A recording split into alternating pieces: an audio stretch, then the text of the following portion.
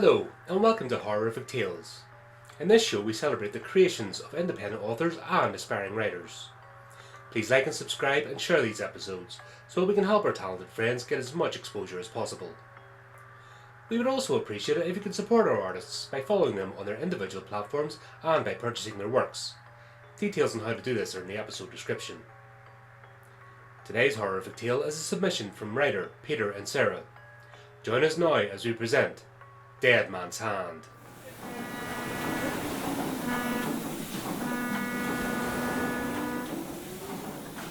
It was a dark and stormy night. Dan Lemon sat on a couch hoping the storm would pass. He heard a loud noise and jumped. What could it be, he thought. Maybe the captain hit a gator, or some other debris floating in the Big Muddy. Occupational hazard for Mississippi riverboats at night, he supposed. Dan shrugged it off as no alarm sounded and the boat paddled on its way. He picked up his H.P. Lovecraft novel and continued reading The Adventures of Cthulhu, hoping that something like this did not exist, especially considering their current location. Why did I pick this book to read on a waterborne excursion anyway, he asked himself. Next time it is zombie genre for sure. They cannot swim, as far as he knew. He had just started relaxing again, as was his aim for this trip, a little R&R away from his occupation as a superintendent of a major metropolitan prison, when a knock came upon the cabin door. "Come in," Dan called. A porter opened the door, stepped in and said, "Sorry to bother you, Mr. Lemond, but a gentleman is requesting you to play some poker with him." "Me? Now?" he asked quizzically. "Yes, sir. Shall I tell him you have retired for the night?"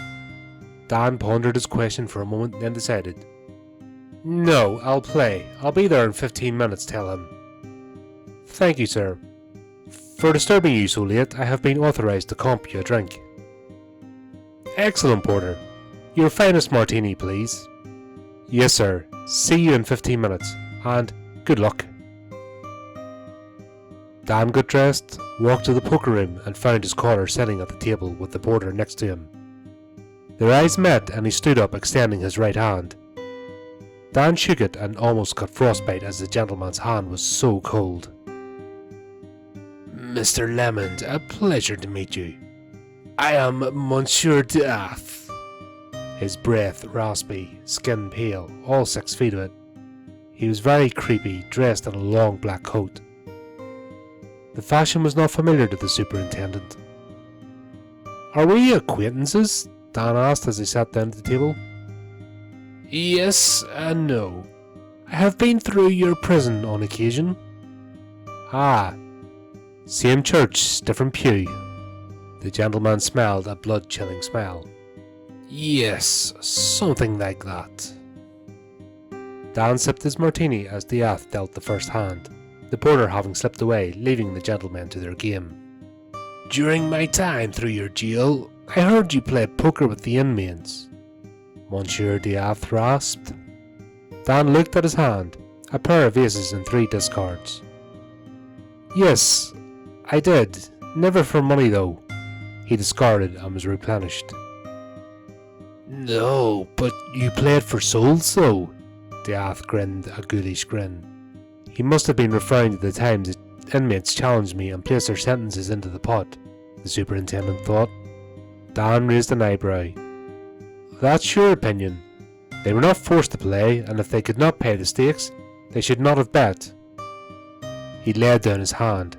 Full house, kings over queens. "By the way, what are our stakes?" Dan asked. He flipped over his cards, both black aces, both black eights, and a queen of spades, kicker. The proverbial dead man's hand. "We are playing for souls too." Death extended his right hand again in a waving gesture. But this time it was all bone. It was as if the flesh had fallen right off his hand. Likewise, his face was no longer a face, but simply a skull. Maggots were crawling out of the eye holes. Dan felt his blood turn to ice at his companion's touch. His heart stopped pumping, as simultaneously his brain exploded inside his skull. He fell face down onto the table, spilling the martini all over the cards. Monsieur Diath rose from the table, floating out of the door as if suspended on air. He disappeared into the night with the door closing behind him with a loud bang. The sound was not unlike the lid slamming down on a coffin.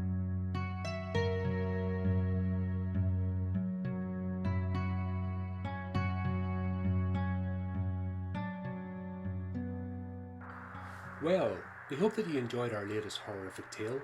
If you want to keep up to date with future episodes, then subscribe to our YouTube channel and like our Facebook page. Please also take a moment to support our contributing artists who very kindly lend their talents to this show. Check out the links in the description how you can do this. Until next time, my friends, keep it creepy, keep it horrific.